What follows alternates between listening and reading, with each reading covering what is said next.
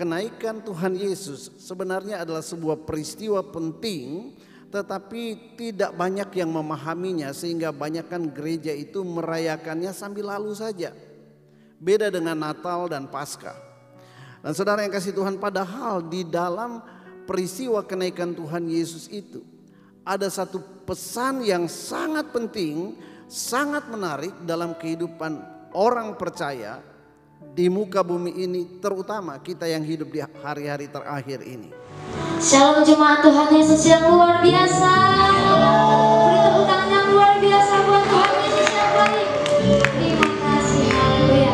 Mari kita satukan hati kita pada hari ini. Bapa yang baik, terima kasih Tuhan Yesus yang luar biasa dalam hidup kami Tuhan. Terima kasih buat berkat kemurahan-Mu, cinta kasih-Mu kepada kami anak-anak-Mu Bapa. Bapa, kami berada di tempat ini itu semua karena kasih karunia Tuhan.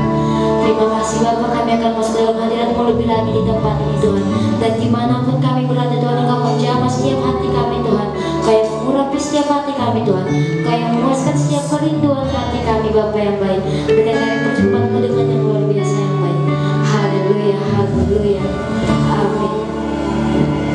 Oh, haleluya, haleluya. Terima kasih Roh Kudus. Terima kasih, terima kasih Bapakku yang baik. Terima kasih buat penyertaan-Mu Bapa.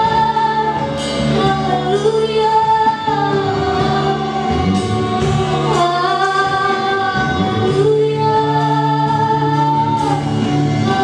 haleluya, haleluya.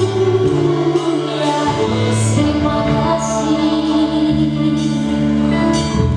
Roh-Mu yang hidup penuhiku, mengalir dalamku. Jiwaku tenang bersama-Mu dalam naungan-Mu. Ku buka hati untuk jamahan-Mu, berserah penuh di hadirat-Mu. Kau ambil alih seluruh hidupku, di altar-Mu menyembah-Mu.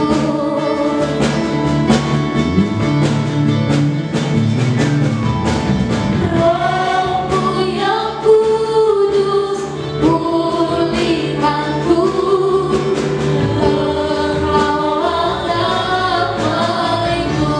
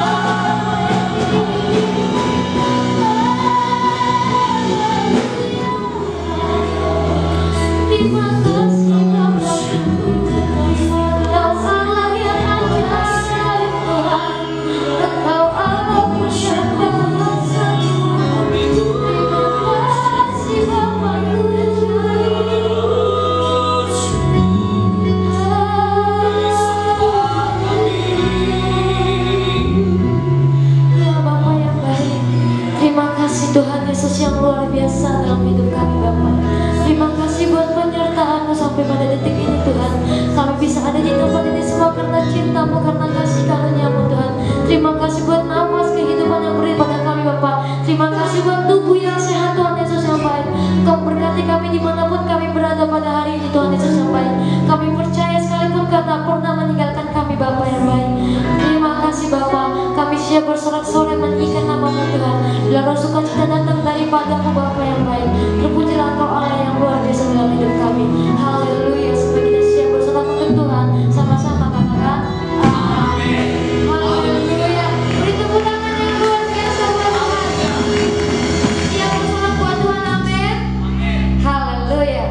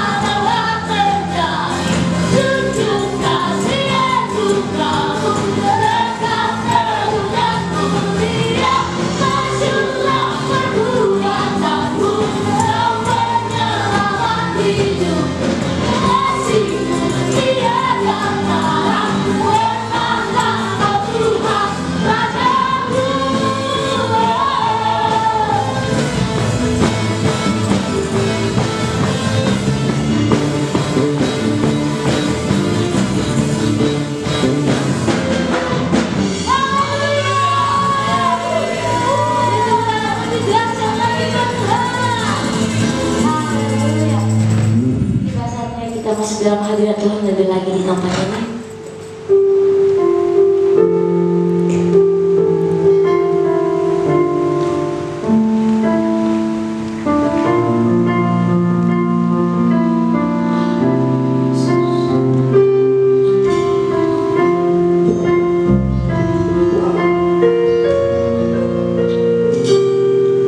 Tuhan, Kau sempurna.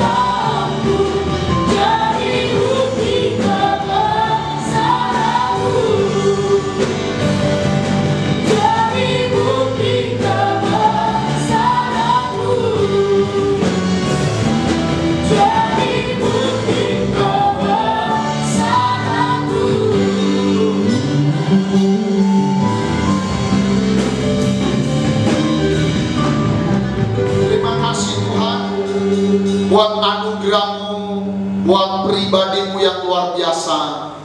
Terima kasih buat hadirat-Mu ya Tuhan. Hari ini hamba-Mu berdoa ya Tuhan, berkatilah seluruh umat-Mu dimanapun berada Tuhan. Berkatilah semua kami yang mengikuti ibadah ini. Biarlah berkat Tuhan tercurah, sukacita surga tercurah. Hamba berdoa sungguh-sungguh ya Tuhan, biarlah kami menyerahkan hidup kami dalam tangan Tuhan. Hamba mohon ampunilah setiap salah, setiap dosa kami. Sucikan kami oleh darah-Mu Tuhan. Basuh kami oleh firman-Mu. Penuhkan kami dengan Roh Kudus-Mu Tuhan. Berkatilah keluarga demi keluarga, pribadi demi pribadi, pria dan wanita ya Tuhan.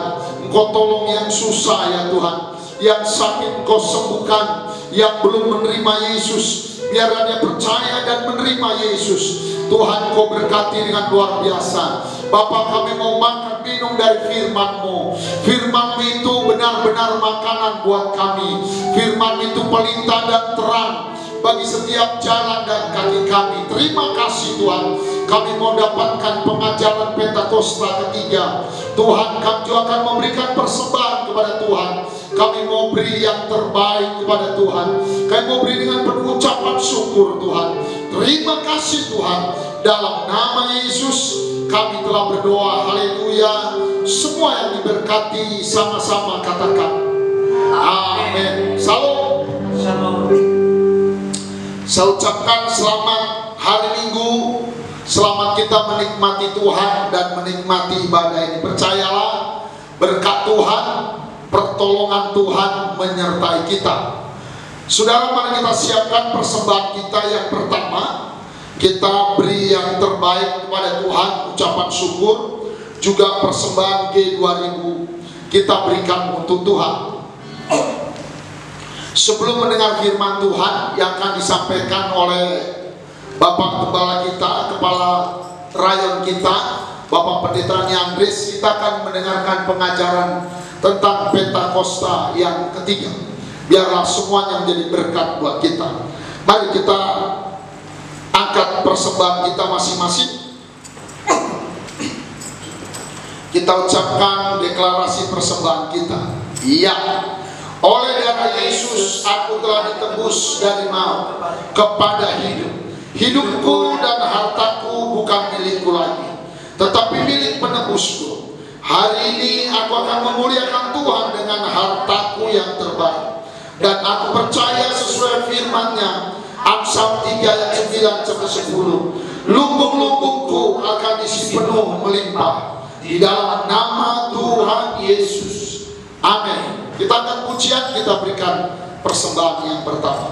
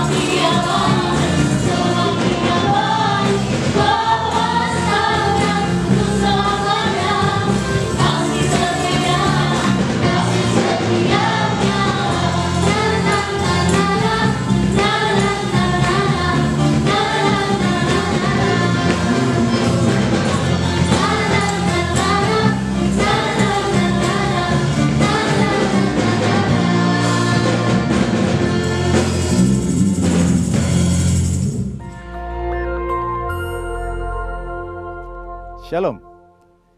Pada kesempatan ini kita akan membahas nabi dan nubuatan dalam gereja zaman now. Banyak orang bertanya, apakah masih ada nabi di zaman sekarang? Dan apakah Tuhan masih berbicara kepada manusia sampai sekarang? Jika iya, berarti Alkitab masih harus ditambah dengan nubuatan para nabi zaman sekarang.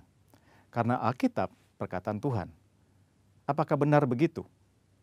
Mengapa insan Pentakosta mengklaim bahwa manusia masih dapat mendengar suara Tuhan sampai sekarang?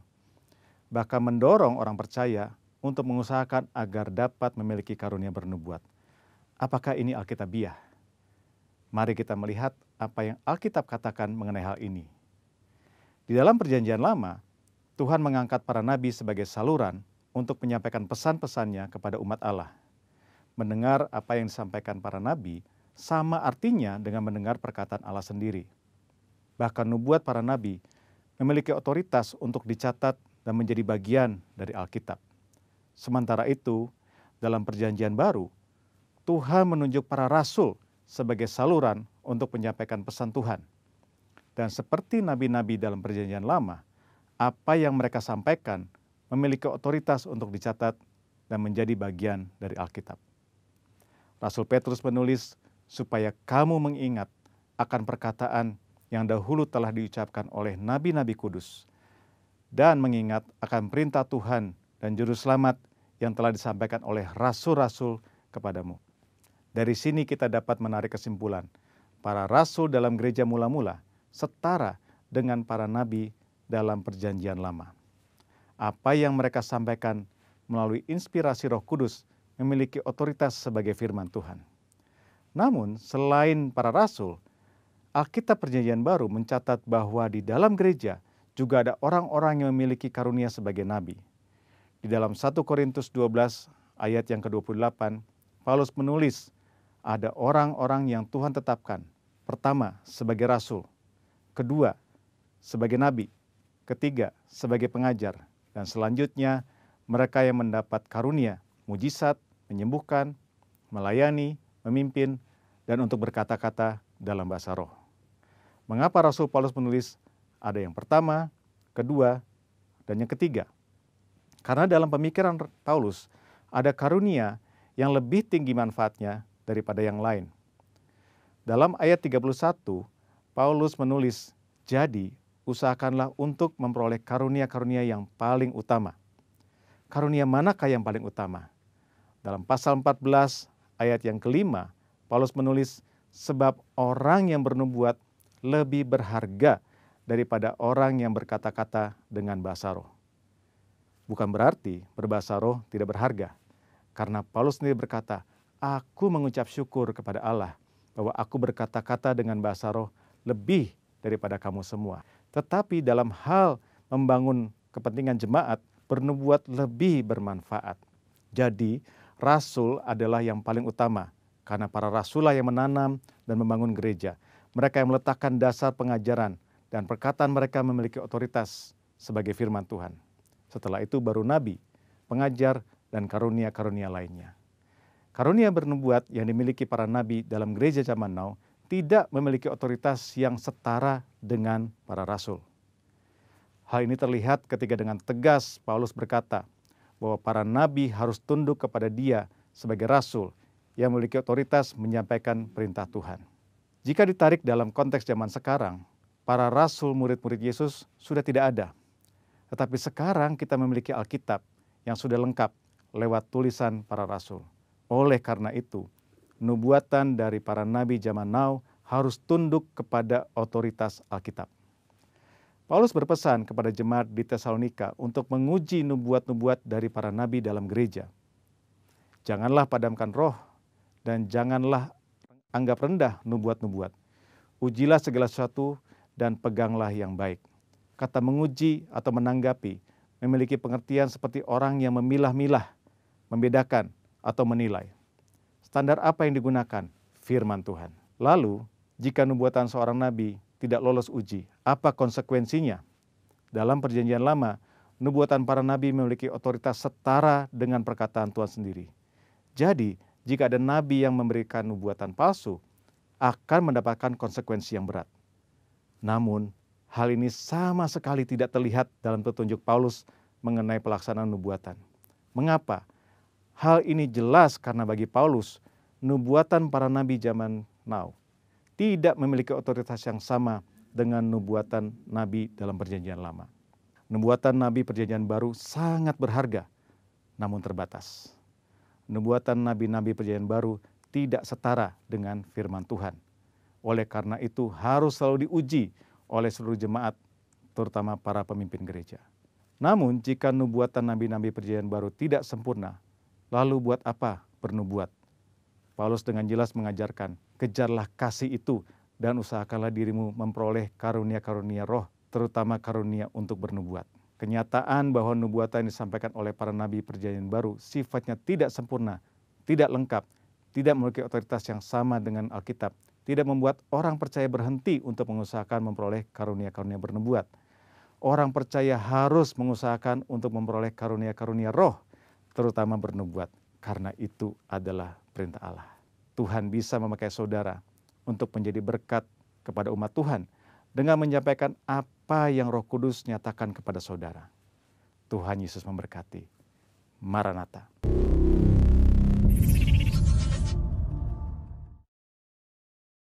Haleluya, puji Tuhan.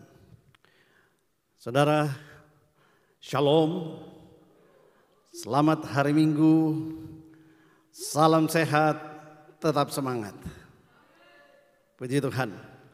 Baik, mari kita tundukkan kepala, kita akan berdoa untuk firman Tuhan hari ini. Bapa di sorga, kami mengucap syukur sampai dengan hari ini kami dalam keadaan baik, dalam keadaan sehat. Tuhan, kami tahu itu semuanya hanya karena kasih karunia-Mu atas kami sekalian.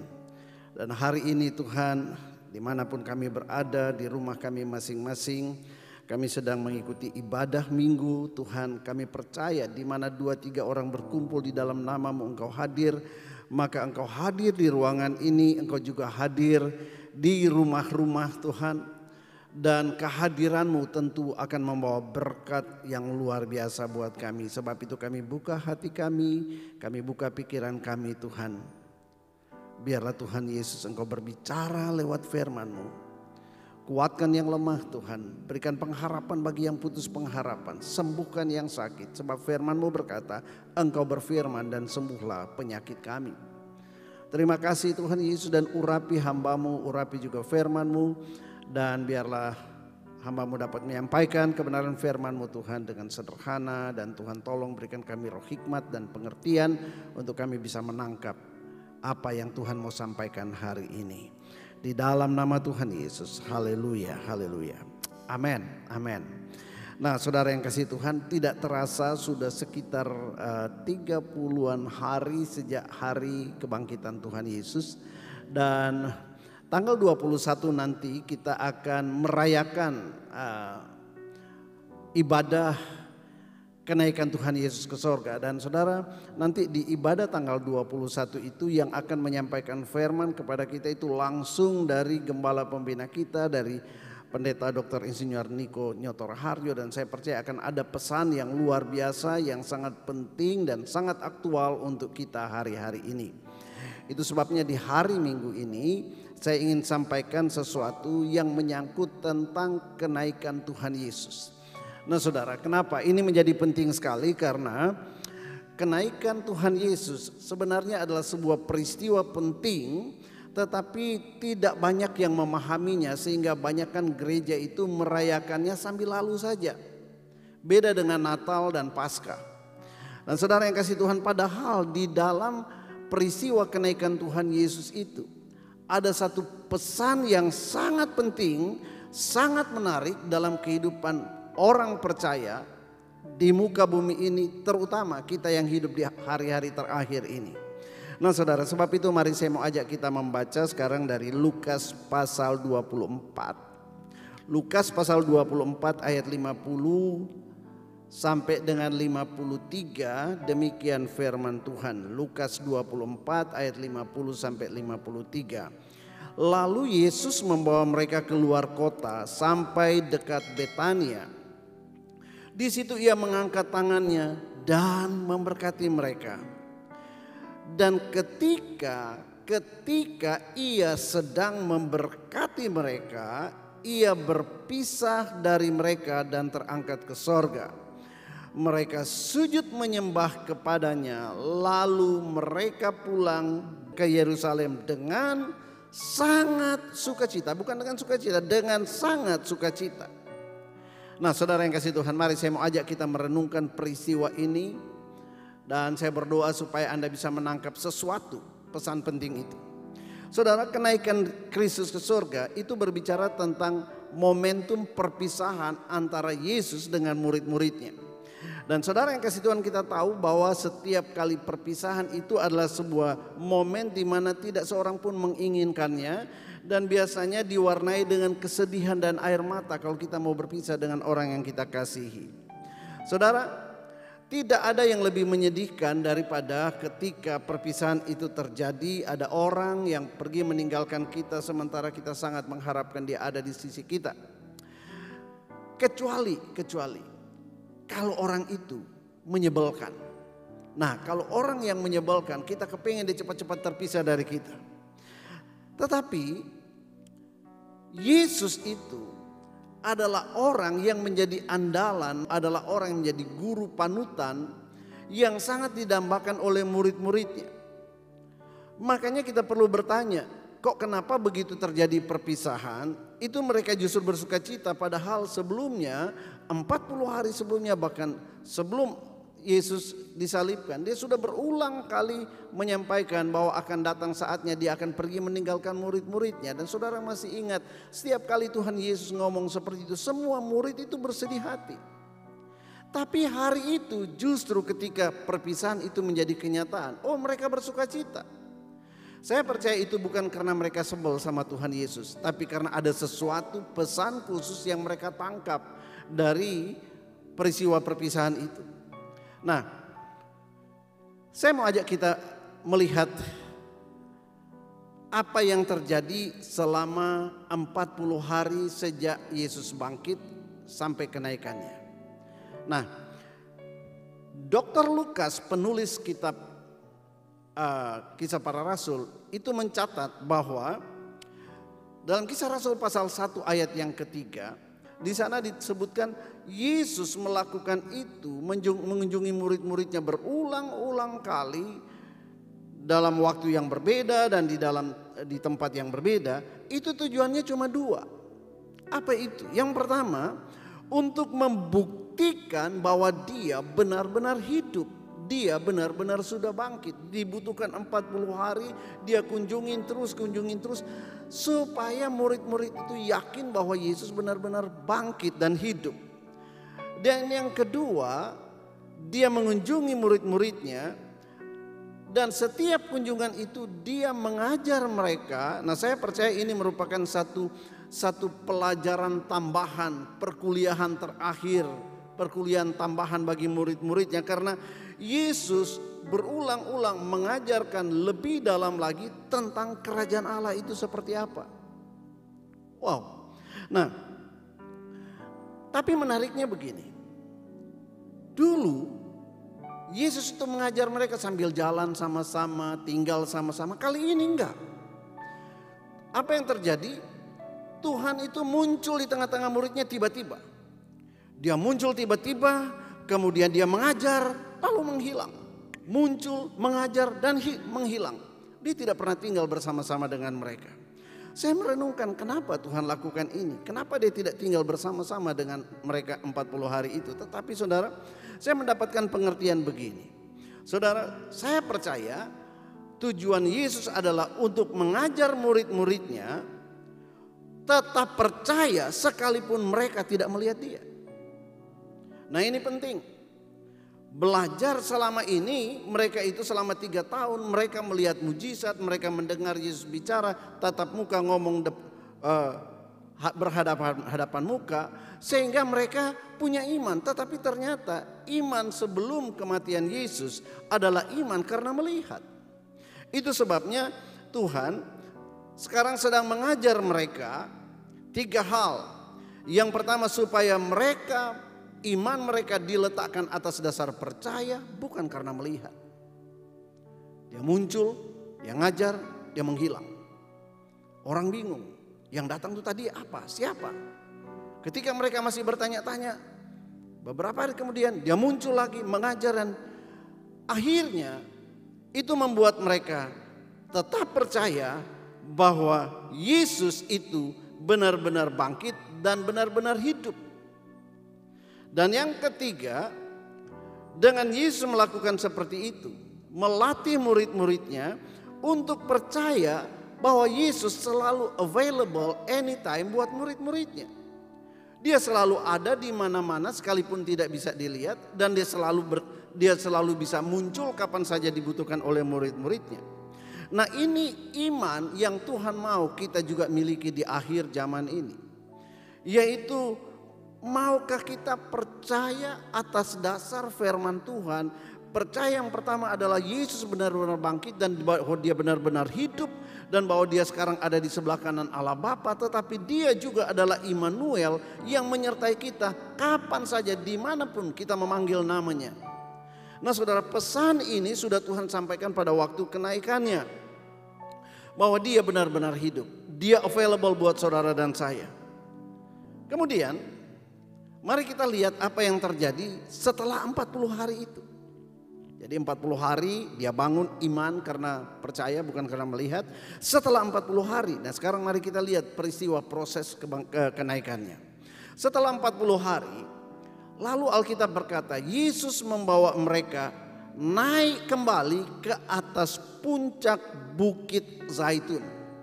Kenapa saya katakan naik kembali? Karena beberapa hari sebelum Tuhan Yesus itu ditangkap, disalibkan, Yesus dari Bukit Zaitun itu berjalan turun, menuruni bukit itu menuju ke Yerusalem, dan di sana dia ditangkap dan disalibkan. Sekarang setelah 40 hari, Yesus mendaki jalan yang sama yang mereka lalui waktu turun, tapi sekarang mereka naik. Mereka kembali ke titik yang sama, yaitu di Bukit Zaitun, tapi kali ini dia tidak akan kembali lagi di jalan itu. Karena dia bilang begini, nanti dia akan kembali lagi masuk ke kota Yerusalem satu saat nanti. Kapan itu? Pada waktu dia datang kembali yang kedua kali. Alkitab berkata dia akan menjejakkan kakinya di tempat di mana dia terangkat, yaitu di Bukit Zaitun. Lalu dia akan berjalan masuk dan dia akan membangun pemerintahannya di Yerusalem. Kerajaan 1000 tahun akan ada di sana, dan kita, saudara dan saya, akan ada di sana bersama-sama dengan dia. Haleluya. Nah, dari atas puncak bukit itulah kemudian dia naik ke sorga, dan Alkitab menjelaskan kepada kita begini. Ini yang menarik. Kisah Rasul pasal 1 ayat 9. Dikatakan begini. Sesudah ia mengatakan demikian, terangkatlah ia disaksikan oleh mereka, yaitu murid-murid Yesus, dan awan menutupinya dari pandangan mereka. Nah, saya mau baca buat saudara terjemahan bahasa Inggrisnya. Dikatakan begini, and a cloud received him. Beda dengan bahasa Indonesia, awan menutup dari pandangan mereka. Dalam bahasa Inggris ada beberapa terjemahan yang lain berkata bahwa awan itu menerima dia. Nah, kemudian di Lukas 24 ayat 52 tadi, setelah mereka melihat peristiwa itu, lalu mereka sujud menyembah kepada Tuhan dan kembali dengan sangat sukacita. Nah, sekarang untuk menjawab pertanyaan kenapa sih mereka kok begitu bahagia luar biasa, perpisahan menjadi bahagia. Ternyata saudara, dari beberapa ayat yang kita baca, saya mau ajak kita melihat ada 3 hal yang menjadi dasar kenapa mereka bersukacita luar biasa. Yang pertama saudara, ada awan. Ada awan yang menerima Yesus. Saudara, kalau bicara awan, mungkin Anda bertanya, apa istimewanya awan? Di mana-mana ada banyak awan. Tapi saya mau beritahu saudara, awan ini bukan awan biasa yang mengandung hujan yang kita lihat. Kenapa? Saudara, kita mesti tahu bahwa sejak dari zaman Kejadian, kita tahu bahwa Allah itu roh adanya, dan roh itu sifatnya tidak kasat mata. Namun Tuhan itu senantiasa ingin membuat kalau dia hadir, umatnya itu tahu bahwa dia hadir. Dia ingin menyatakan dirinya, menyatakan kehadirannya kepada umatnya. Nah, mari kita lihat apa yang terjadi dalam perjanjian lama. Sepanjang perjanjian lama, Tuhan itu selalu menyatakan kehadirannya lewat simbol-simbol tertentu, salah satu diantaranya awan. Nah saudara, ketika bangsa Israel itu ada di padang gurun selama 40 tahun, dia mau kasih tahu sama bangsa itu bahwa dia ada menyertai mereka setiap saat. Bagaimana caranya? Saudara, lewat tiang awan di waktu siang dan tiang api di waktu malam. Maka ketahuilah bangsa itu kalau tiang awan ada di sini berarti Tuhan ada di sini. Waktu tiang awan itu bergerak, mereka harus bergerak karena mereka tahu Tuhan sedang bergerak. Jadi Tuhan menyatakan dirinya di padang gurun selama 40 tahun lewat tiang awan.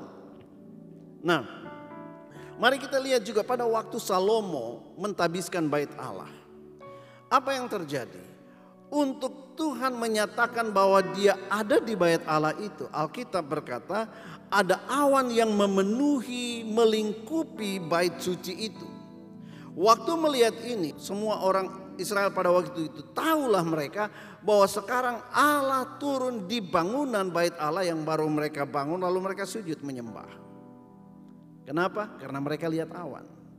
Saudara masih ingat juga apa yang terjadi ketika Tuhan Yesus dimuliakan di atas puncak gunung bersama 3 muridnya. Saudara, tiba-tiba mereka melihat ada awan yang turun ke atas gunung itu, melingkupi gunung itu, dan mereka lihat ada Tuhan Yesus, ada Musa dan ada Elia di sana. Maka murid-muridnya pun sadar, spontan mereka sujud menyembah karena mereka tahu bahwa Allah sudah hadir di situ. Jadi saudara, awan ini bukan berbicara tentang awan biasa. Dan di Alkitab ada banyak juga kata awan, tetapi kata awan yang dipakai di sini bukan kata awan yang biasa, tetapi kata awan yang dipakai di dalam peristiwa-peristiwa yang saya sampaikan tadi. Nah, dan saya mau beritahu saudara bahwa sampai hari ini pun juga, Anda sadar atau tidak sadar, itulah sifat Allah. Dia berkata dia Immanuel yang menyertai kita. Bagaimana kita tahu? Allah menyatakan dirinya lewat berbagai macam simbol. Saya percaya termasuk di dalamnya masalah COVID-19. Begini saudara. Saya mau saudara melihat, nanti saudara boleh baca semuanya dari Ayub pasal 33. Kalau Anda baca ayat 14 sampai ayat 22, itu adalah cara Allah menyatakan keimmanuelan Dia. Nah, di ayat 14 berkata, karena Allah berfirman dengan 1-2 cara. Kalau dalam bahasa Inggris dikatakan dalam berbagai cara. Tetapi orang tidak memperhatikannya. Nah, ini persoalan. Ketika kita ada masalah, ada pergumulan, kita bilang Allah tidak menyertai kita. Padahal karena kita tidak memperhatikan bahwa Allah hadir. Hari ini pun juga di tempat di rumah Anda masing-masing, Allah hadir di rumah. Dengan cara bagaimana Dia hadir?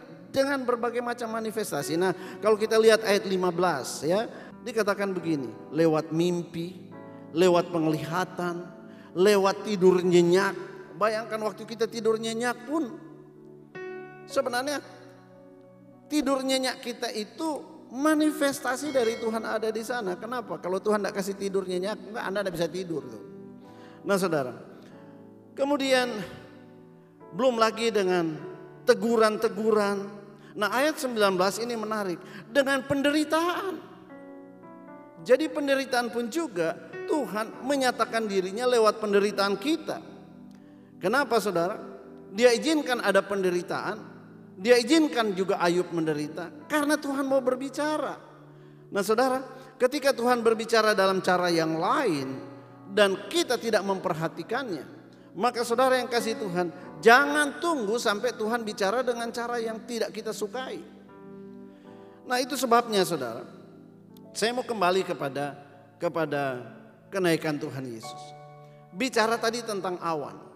Awan adalah salah satu manifestasi, tapi saudara saya perlu kasih tahu bahwa setiap saat Allah kita, Tuhan kita yang namanya Yesus yang mengasihi saudara dan mengasihi saya. Dia benar-benar hidup dan dia Immanuel. Dan dia ingin menyatakan kehadirannya di mana saja, kapan saja. Sebab itu saudara, kalau engkau menjadi murid Yesus, engkau punya kepekaan yang khusus untuk bisa mendeteksi Allah hadir atau tidak. Lewat apa saja. Nah, saudara, sekarang saya lanjut. Alkitab berkata, waktu Yesus naik, lalu murid-murid itu melihat ada awan yang spesial yang menyambut menerima dia. Nah, awan ini sekali lagi bukan awan biasa, tetapi awan yang oleh murid-muridnya mengerti betul bahwa itu adalah simbol atau wujud atau manifestasi daripada hadirat Allah yang menyambut. Dengan kata lain, waktu Yesus naik ke surga, Allah Bapa yang menyambut dia sendiri langsung dalam hadiratnya yang luar biasa. Tapi ada satu hal yang penting yang saya ingin kita untuk memahami hari ini. Saudara, begini. Dalam 1 Korintus 15 ayat 45, itu Tuhan Yesus disebut juga dengan istilah Adam yang terakhir. Ya. Nah, sekarang perhatikan benar-benar ini. Ini penting. Karena dosa, Adam yang pertama itu sudah terusir keluar dari hadirat Allah di Taman Eden. Nah, akibatnya semua keturunannya, semua manusia sampai dengan hari ini, Alkitab berkata terbuang dan terusir, mengembara di muka bumi ini. Ada penderitaan, ada sakit penyakit dan lain sebagainya. Akibat Adam yang pertama terusir keluar dari hadirat Allah. Nah, sekarang Adam yang kedua, yaitu Tuhan Yesus, setelah dia menyelesaikan proyek penyelamatannya di atas kayu salib, tiba saatnya hadirat Allah menyambut dia kembali. Waktu Yesus naik ke surga, hadirat Allah yang tadinya tertutup untuk umat manusia sekarang terbuka kembali. Dan satu hal yang perlu kita pahami adalah tujuannya Tuhan menunjukkan bahwa Yesus itu waktu naik di depan mata murid-muridnya, ada awan, ada hadirat Allah yang menyambutnya. Tujuannya adalah supaya kita semuanya murid-murid Tuhan Yesus sadar bahwa karena Yesus sudah naik ke surga, apa yang dia pernah katakan, aku adalah jalan, tidak seorang pun sampai kepada Bapa kecuali melalui aku. Itu dilihat, diwujudkan.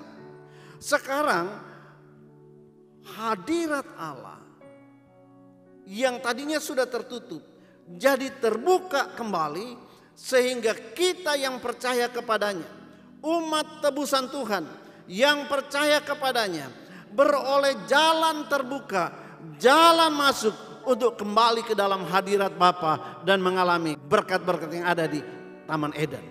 Saudara, kenapa? Eden yang hilang lewat kenaikan Yesus telah dipulihkan. Dan saudara dan saya beroleh jalan untuk masuk kembali ke hadirat Bapa. Sebab itu saudara yang kasih Tuhan, Alkitab berkata begini, perbuatan baik kita itu seperti kain kotor, tidak bisa menyelamatkan kita, tidak bisa membawa kita kembali kepada Bapa. Karena hanya ada satu jalan, there is only one way to the Father, which is Jesus himself. Kenapa? Karena murid-murid itu melihat hadirat Allah terbuka. Dan setiap kita yang menjadi the follower of Jesus, orang-orang yang mengikuti Yesus, kita pun beroleh jalan masuk kembali ke hadirat Bapa. Haleluya, kita berikan kemuliaan buat Tuhan. Nah saudara, itu sebabnya mereka bersuka cita, dan kabar baik buat kita juga hari ini. Puji Tuhan karena Yesus naik ke surga. Dia naik ke surga, sehingga kita punya jaminan kepastian. Pendakwa kita yaitu iblis, Alkitab berkata siang dan malam mendakwa kita. Tapi di sana Ada Yesus yang siang dan malam juga bahkan menjadi pembela kita. Haleluya. Saudara, Roma 8 ayat 33-34 dikatakan begini. Siapakah yang akan menggugat orang-orang pilihan Allah? Yang membenarkan mereka. Siapakah yang akan menghukum mereka? Kristus Yesus yang telah mati. Bahkan yang lebih lagi yang telah bangkit, yang juga duduk di sebelah kanan Sang Hakim Agung itu, yang malah menjadi pembela bagi kita. Itu sebabnya kita perlu bersukacita karena ada peristiwa kenaikan, dan kita mesti mengerti ini. Salah satu tujuan dia naik ke sorga, salah satu adalah untuk membela saudara dan saya setiap hari dari dakwaan si jahat. Saya membayangkan kalau setiap hari kita jatuh dalam dosa, kita berdusta, berbohong dan sebagainya. Saudara, lalu Anda bertobat, maka apa yang terjadi di sana? Setiap hari ketika iblis itu berdiri, pendakwa itu berdiri, dan dia mulai membacakan semua tuduhan-tuduhan kesalahan yang kita lakukan. Saudara, dia bacakan, dia lakukan ini. Maka Hakim Agung, dia layak untuk dihukum, dia layak untuk dibuat bangkrut, dia layak untuk dan lain sebagainya. Tapi pada saat yang sama, karena Yesus sudah naik ke surga, pembela kita akan berdiri. Dan dia akan bilang begini, yang mulia, semua tuduhan pendakwa itu benar adanya. Bahkan klien saya sudah mengakui sama saya. Kalau Anda akui kesalahan saudara, kalau Anda akui dosamu, dia akan berkata, kemarin klien saya sudah mengakui kepadaku bahwa semuanya itu benar. Dia mengaku bersalah, dia bertobat. Dan dia bilang begini, sebab ada tertulis, kalau mereka mengaku dosa mereka, maka sekalipun merah seperti kirmisi akan menjadi putih seperti salju. Itu adalah firman Tuhan, itu adalah undang-undang yang yang hakim sendiri buat. Dan dia mengangkat bukti pelunasan itu, yaitu pertobatan. Dan dia berkata, aku telah bayar lunas, aku sudah bayar pelanggarannya, aku sudah bayar hukumannya dengan darahku sendiri. Saudara, kabar baik hari ini buat kita. Kalau engkau jatuh dalam dosa, kalau engkau berbuat salah, saudara ingat baik, setiap hari pendakwa itu sedang mendakwa engkau. Dan dia sedang mengingini supaya setiap hari ada hukuman yang turun buat saudara. Tapi kalau engkau cepat-cepat datang, mengakui itu di hadapan pembelamu, yang namanya Yesus, yang duduk di sebelah kanan Allah Bapa, Sang Hakim Agung itu. Saudara, cepat-cepat engkau selesaikan dengan dia. Maka hari itu apapun gugatan, dakwaan dari si jahat, itu akan batal demi hukum, dan Anda akan dibebaskan dari hukuman. Itu sebabnya murid-murid sangat senang. Hari ini saya berdoa supaya dengan kita memperingati kenaikan Tuhan Yesus, saudara punya satu kepastian bahwa hanya lewat pertobatan maka iblis tidak berdaya untuk mencederai saudara. Saudara, yang kedua yang membuat mereka pulang dengan sukacita, saudara, tadi dikatakan begini. Di situ di atas bukit Zaitun itu dia mengangkat tangannya dan memberkati mereka. Dan ketika ia sedang memberkati mereka, tangannya masih terangkat. Kemudian dia menghilang masuk di dalam hadirat Tuhan. Nah saudara, di dalam perjanjian lama kita mesti mengerti bahwa berkat itu bukan sekedar ucapan rohani. Tidak. Tapi berkat itu adalah sebuah pernyataan kenabian atau pernyataan nubuatan tentang apa yang akan Allah lakukan dalam kehidupan seseorang dan mengikat sifatnya. Kita ingat Ishak pernah mengucapkan berkat yang jatuh ke alamat yang salah. Mestinya berkat itu dia sediakan buat Esau, tapi jatuh ke alamat yang salah, yaitu Yakub. Dan saya mau beritahu saudara, sekalipun Ishak tahu itu sudah salah alamat, dia tidak bisa tarik kembali, dan berkat itu tidak bisa ditransfer kepada Esau. Kenapa? Sifatnya mengikat. Nah, berkat Ishak atas Yakub itu jugalah yang telah menarik Yakub masuk ke dalam master plan Allah untuk memberkati seluruh keturunannya, bahkan dari keturunannya akan lahir juru selamat. Jadi saudara, kabar baiknya hari ini dengar. Kalau engkau mau percaya, ini kabar baik buat saudara. Kalau kita bertanya apa kira-kira yang Tuhan sedang lakukan hari ini di sorga, dengar baik.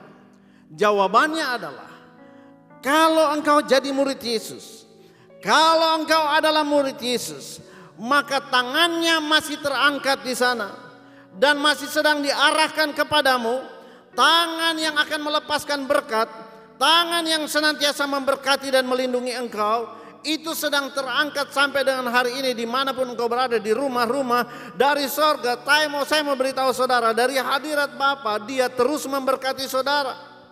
Karena memberkati murid-murid adalah pekerjaan Yesus yang belum selesai pada waktu dia masuk ke dalam hadirat Bapa. Jadi dia masih melakukannya bahkan sampai hari-hari ini. Itu sebabnya pastikan Anda bukan jadi orang Kristen biasa, tapi engkau adalah murid Yesus.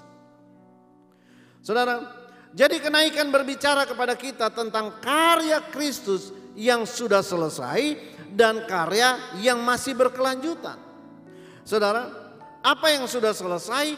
Pekerjaannya di atas kayu salib, pekerjaan penebusan itu sudah selesai, dan dia berkata, it is finished, sudah selesai. Tapi ada juga karya Kristus yang masih berkelanjutan. Dan karya Kristus yang belum selesai itu adalah memberkati saudara dan memberkati saya yang jadi murid Tuhan. Katakan amin. Nah, itu sebabnya murid-murid kembali ke Yerusalem dengan sukacita, karena mereka tahu pertama Kristus benar-benar sudah berada di tempat di mana mereka paling membutuhkan dia sebagai pembela. Tetapi juga mereka tahu bahwa kemanapun mereka pergi ada tangan Tuhan yang terangkat untuk memberkati mereka selama hidup di muka bumi ini. Saudara, yang ketiga, apa yang membuat mereka bersukacita? Karena ada janji Tuhan sebelum Tuhan Yesus terpisah dari mereka. Nah, dan janji itu ada dua, janji yang paling penting. Nah saudara, yang pertama, janji yang pertama, Kisah Rasul 1 ayat 4, dikatakan begini. Ia melarang mereka meninggalkan Yerusalem dan menyuruh mereka tinggal di situ menantikan janji Bapa. Yang demikian katanya, telah kamu dengar daripadaku, sebab Yohanes membaptis kamu dengan air, tetapi tidak lama lagi kamu akan dibaptis dengan Roh Kudus.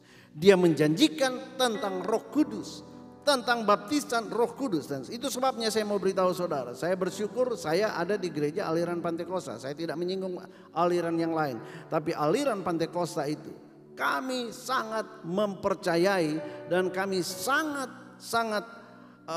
menghargai, dan kami sangat membutuhkan yang namanya dibaptis dengan Roh Kudus. Kata baptis itu dari kata baptiso, artinya ditenggelamkan. Nah, ditenggelamkan maksudnya begini, kamu akan dibaptis oleh Roh Kudus, artinya kamu akan diliputi oleh Roh Kudus, kamu akan dibungkus oleh Roh Kudus, kamu ada di dalam Roh Kudus, sehingga hidupmu akan dipimpin oleh Roh Kudus. Dan bayangkan kalau kita itu ada di dalam, tenggelam di dalam Roh Kudus, Roh Kudus itu adalah Roh Allah sendiri, maka saudara, apa yang bisa menyentuh engkau? Engkau ada di dalam perlindungannya. Nah saudara, itu sebabnya penting sekali kita untuk juga mempersiapkan diri, karena 10 hari setelah kenaikannya, setelah tanggal 21 ya. Jadi kira-kira tanggal 1 atau tanggal 31 itu kita akan masuk dalam ibadah pencurahan Roh Kudus. Sebagai orang Pentakosta, maka kita sungguh percaya bahwa kita perlu untuk mengerti, kita perlu untuk percaya, kita perlu untuk mengaminkan, dan kita perlu untuk terus meminta supaya Roh Kudus senantiasa memenuhi kita. Saudara, sebab ada banyak juga orang yang tidak percaya kalau Roh Kudus itu masih ada. Ada banyak juga orang yang alergi kalau bicara tentang Roh Kudus. Katanya itu tidak logis segala macam. Saudara yang kasih Tuhan itu tidak bisa kita masukkan ke dalam logika kita. Tapi ke dalam hati kita. Lewat iman. Karena percaya akan firman Tuhan berkata demikian. Nah, jadi dengan demikian murid-murid itu bersuka cita. Karena mereka tahu bahwa sekalipun Yesus tidak kelihatan secara fisik, rohnya itu ada di dalam mereka, dan rohnya itulah yang menjadi Immanuel yang bersama-sama dengan mereka setiap saat di setiap tempat. Nah, kemudian janji yang kedua, setiap orang Kristen dikatakan bahwa dalam 1 Tesalonika 4 ayat 17 dikatakan, kita yang hidup, yang masih tinggal, akan diangkat juga bersama-sama dengan mereka dalam awan. Lagi dalam awan. Awan yang mana? Awan hadirat Tuhan. Diangkat bersama-sama dalam awan, menyongsong Tuhan di angkasa. Demikianlah kita akan selama-lamanya bersama-sama dengan Tuhan. Selama-lamanya bersama-sama dengan Tuhan. Inilah sebuah pengharapan orang percaya, yaitu rapture. Bahwa kita tidak selama-lamanya akan ada di muka bumi ini, bahwa rapture itu akan terjadi. Dan kapan pesan itu terakhir disampaikan? Pada waktu Yesus naik ke sorga. Dia akan kembali untuk menjemput gerejanya. Itu sebabnya kita harus tahu bahwa kita pun nanti akan mengalami peristiwa yang sama, pengangkatan yang sama pada hari di mana rapture itu akan terjadi. Nah, apa yang terjadi dengan Yesus pada waktu kenaikan itu juga akan dialami oleh setiap murid-murid Yesus, orang percaya yang masih ada di muka bumi ini pada waktu sangkakala Allah berbunyi. Dan yang saya percaya itu tidak akan lama lagi, karena Tuhan sedang berbicara lewat COVID-19 bahwa tanda-tandanya ini sudah semakin nyata. Jadi saya simpulkan begini, ketika Yesus naik ke sorga, yang pertama dia naik ke sorga, dia pergi ke tempat, ke ruang pengadilan, di mana tempat yang kita sangat membutuhkan kehadirannya pada waktu kita mati kelak, atau pada waktu kita berhadapan dengan takhta pengadilan Tuhan Yesus. Yang kedua, kita perlu bersuka cita karena Yesus naik ke sorga, karena menunjukkan kepada kita, membuktikan bahwa sampai hari ini tangannya tetap terangkat dan memberkati setiap murid-muridnya. Haleluya. Dan kita patut bersuka cita karena yang ketiga, ada janji Bapa bahwa kalau kita jadi murid, Roh Kudus akan menaungi kita. Roh Kudus akan menjadi Immanuel buat kita. Dia akan melindungi kita. Dia akan menjauhkan kita dari segala yang tidak baik. Kalaupun ada gelombang datang, ada badai datang, kita akan aman karena kita ada di dalam perlindungan Roh Kudus. Dan yang terakhir, kita perlu bersuka cita karena Yesus telah naik ke sorga. Sebab kita pun akan mengalami hal yang sama. Pada waktu sangkakala Allah berbunyi, maka kita pun akan mengalami. Kita akan masuk ke awan-awan yang permai dan kita akan berjumpa dengan Dia, yaitu Yesus yang bangkit, yang naik ke sorga buat saudara dan buat saya. Mari kita berdoa. Terima kasih Tuhan Yesus. Hamba-Mu berdoa untuk setiap umat-Mu. Bapa, Engkau kenal, Engkau tahu keadaan mereka masing-masing. Aku berdoa dalam nama Tuhan Yesus. Biarlah mereka yang mungkin hari-hari ini mulai goyah, putus pengharapan. Bapa, dengan firman Tuhan yang kenaikan Engkau ke sorga, biarlah Tuhan Engkau berikan kepada mereka semuanya semangat yang baru untuk tetap bertahan mengikuti Engkau. Karena Engkau sudah bangkit dan itu adalah kebenaran. Dan Engkau sudah naik ke sorga dan itu adalah kebenaran. Dan Engkau menyertai kami setiap saat sehingga kami tidak perlu khawatir, tidak perlu bimbang. Kami tetap percaya dan berpegang teguh kepadamu Tuhan. Bapa, lindungi kiranya umat-Mu. Hamba-Mu berdoa Tuhan untuk kesehatan mereka. Hamba-Mu berdoa untuk ekonomi mereka, untuk keluarga demi keluarga. Tuhan, ingatkan kami semua supaya kami berhati-hati, supaya kami tidak tertipu oleh tipu muslihat iblis yang membuat kami menyembunyikan dosa, yang membuat kami terus hidup dalam dosa, yang membuat kami tawar hati dan sebagainya. Jauhkan kiranya Tuhan dari setiap kami umat-Mu. Terima kasih Bapa. Dan biarlah hari ini, hari Minggu ini, kami semuanya Engkau penuhi dengan sukacita, dengan damai sejahtera, dengan berkat yang berlimpah. Mari angkat kedua tangan saudara. Apa yang kau sudah dengar, hiduplah karena percaya. Maka engkau akan melihat. Jangan tunggu lihat baru percaya. Tapi percayalah dan engkau akan melihat. Bahwa kasih karunia yang berlimpah-limpah dari Allah Bapa. Bahwa damai sejahtera dari Kristus Yesus Tuhan. Dan penyertaan Roh Kudus. Immanuel menuntun hidupmu dari saat ini sampai Maranatha. Yang percaya sambut berkat Tuhan. Sama-sama katakan amin, amin, amin, amin. Shalom, selamat hari Minggu. Tuhan Yesus memberkati. Haleluya. Ya, luar biasa. Hari ini kita diberkati oleh Tuhan melalui firman-Nya. Dan biarlah firman Tuhan itu menjadi pedoman buat hidup kita. Tuhan berkati. Kita siapkan persembahan kita yang kedua. Sembari kita menerima beberapa pengumuman. Yang pertama, kita ucapkan terima kasih buat Pak Hani Andres yang sudah melayani kita dengan firman Tuhan. Tuhan membalas dengan segala kebaikan-kebaikan Tuhan. Saudara, seluruh pengumuman kita nanti akan diberitahukan melalui A. Dan Tuhan memberkati kita dengan luar biasa. Saya mohonkan kepada kita semua untuk sungguh-sungguh setiap hari berdoa untuk bangsa dan negara kita. Paling tidak 1-2 jam tiap hari di rumah-rumah kita topang bangsa dan negara kita, agar Tuhan memberkati dengan sangat luar biasa. Itu saja pengumuman. Mari kita angkat persembahan kita yang kedua, ucapan syukur persepuluhan kita. Kita ucapkan deklarasi persembahan.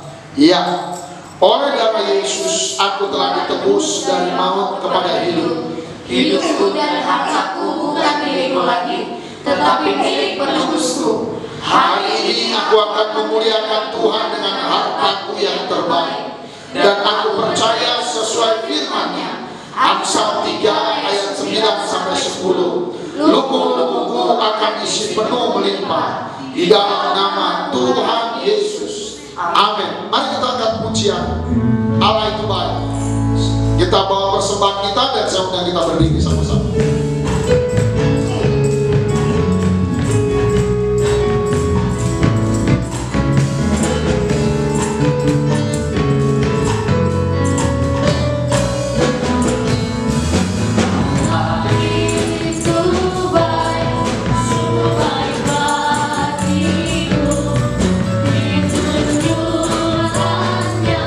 Kasih setianya yang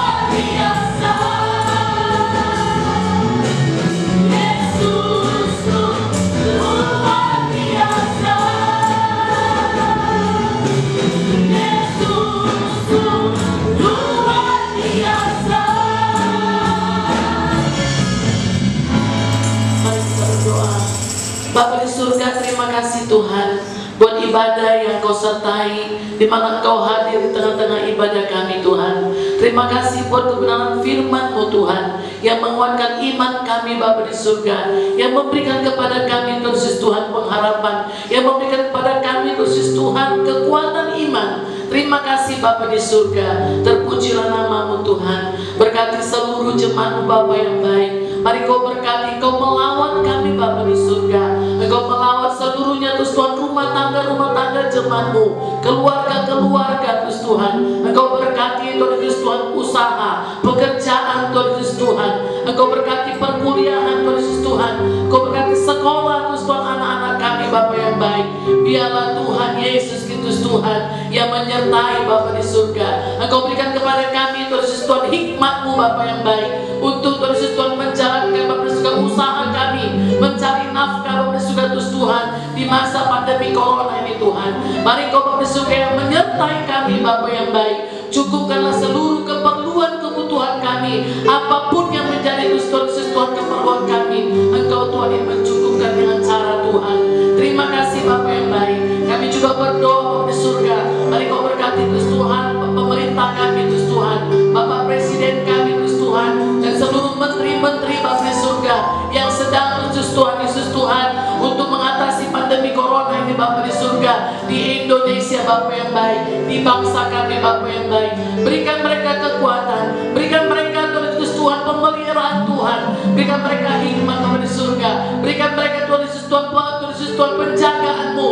Biarlah Bapa di surga seluruhnya Tuhan kami bangsa Indonesia Bapa yang baik. Kau lawan Bapa di surga, Engkau lawan Tuhan, Engkau berkati Bapa yang baik. Engkau berkati Tuhan seluruhnya para medis Bapa yang baik, dokter-dokter Tuhan, perawat-perawat Bapa di surga. Engkau berkati juga Tuhan Yesus TNI kami. Engkau berkati Tuhan Polri Bapa di surga. Di dalam nama Tuhan Yesus Kristus Tuhan, kami juga berdoa Tuhan buat Gubernur Tuhan Sumatera Utara Tuhan. Mari Kau berkati Bapa yang baik seluruhnya Tuhan Yesus Tuhan Sumatera Utara. Biarlah Tuhan ada dalam perlindungan Tuhan. Engkau berkati juga khusus untuk kota Medan di mana kami tinggal Bapa. Engkau berkati kota Medan Bapa di surga.